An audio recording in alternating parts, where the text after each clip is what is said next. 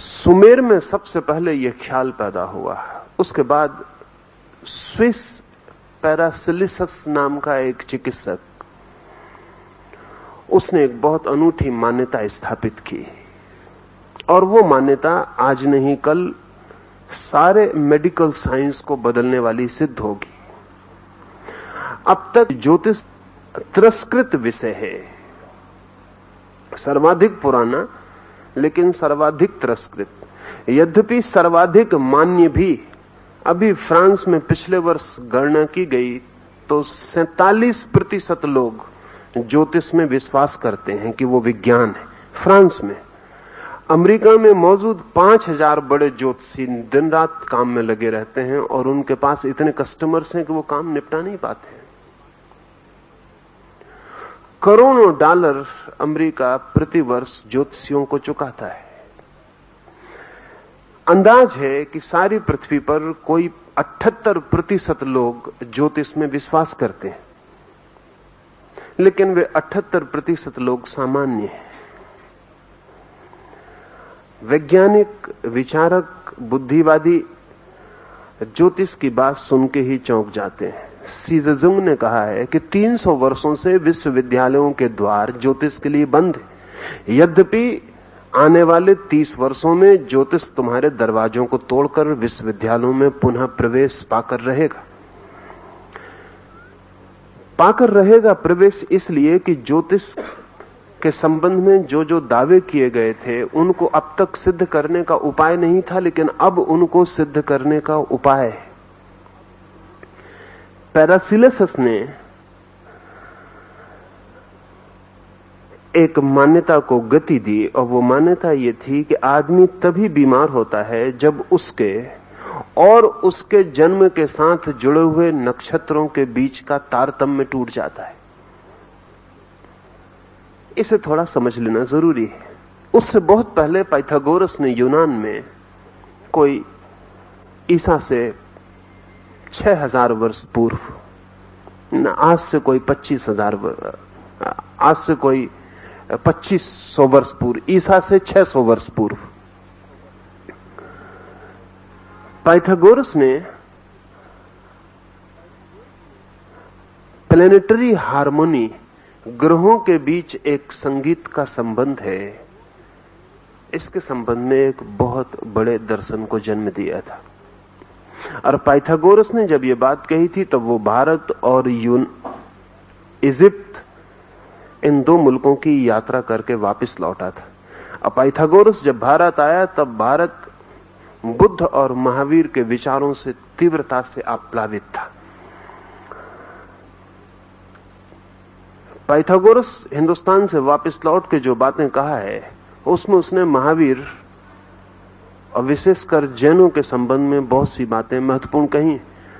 उसने जैनों को जेनोसोफिस्ट कह के पुकारा है। सोफिस्ट का मतलब होता है दार्शनिक, और जैनों का मतलब तो जैन। तो जैन दार्शनिक को पाइथागोरस ने जेनोसोफिस्ट कहा है। नग्न रहते हैं, इस सारी बात की है।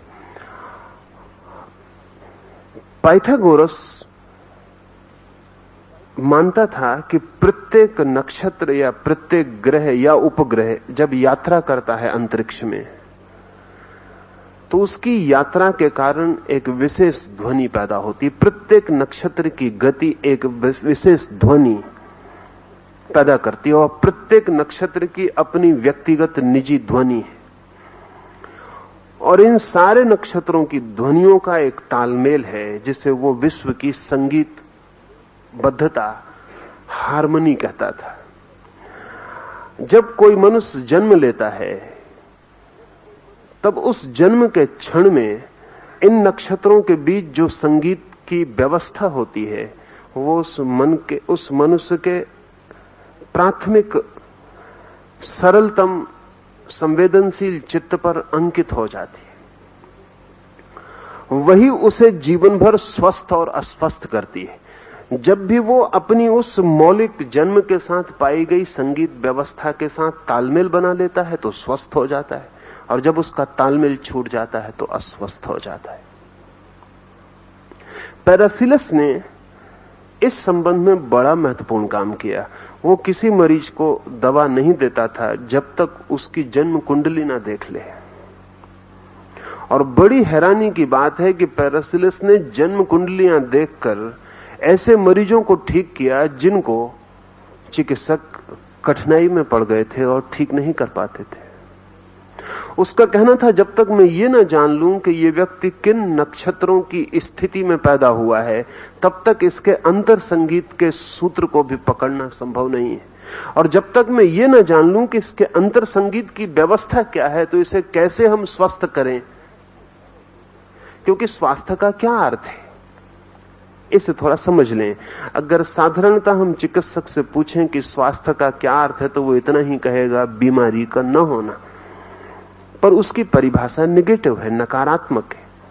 और ये दुखद बात है कि स्वास्थ्य की परिभाषा हमें बीमारी से करनी पड़े। स्वास्थ्य तो पॉजिटिव चीज है, बीमारी नेगेटिव है, नकारात्मक है। स्वास्थ्य तो स्वभाव है, बीमारी तो आक्रमण है। तो स्वास्थ्य की परिभाषा हमें बीमारी से करनी पड़े, ये बात अजीब है। घर में रहने वाले की परिभाषा मेहमान से करनी पड़े तो बात अजीब है। स्वास्थ्य तो हमारे साथ है, बीमारी कभी होती है। स्वास्थ्य तो हम लेकर पैदा होते हैं, बीमारी उस पर आती है। पर हम स्वास्थ्य की परिभाषा अगर चिकित्सकों से पूछें तो वो यही कह पाते हैं कि बीमारी नहीं है तो स्वस्थ है। पैरासिलिस कहता था ये व्याख्या गलत है, स्वास्थ्य की पॉजिटिव डेफिनेशन होनी चाहिए। पर उस पॉजिटिव डेफिनेशन को, उस विधायक व्याख्या को कहां से पकड़ेंगे। तब पैरासिलिस कहता था, जब तक हम तुम्हारे अंतर्निहित संगीत को न जान लें, वही तुम्हारा स्वास्थ्य है, तब तक हम ज्यादा से ज्यादा तुम्हारी बीमारियों से तुम्हारा छुटकारा करवा सकते हैं। लेकिन हम एक बीमारी से तुम्हें छुड़ाएंगे और तुम दूसरी बीमारी को तत्काल पकड़ लोगे, क्योंकि तुम्हारे भीतरी संगीत के संबंध में कुछ भी नहीं किया जा सका। असली बात तो वही थी कि तुम्हारा भीतरी संगीत स्थापित हो जाए।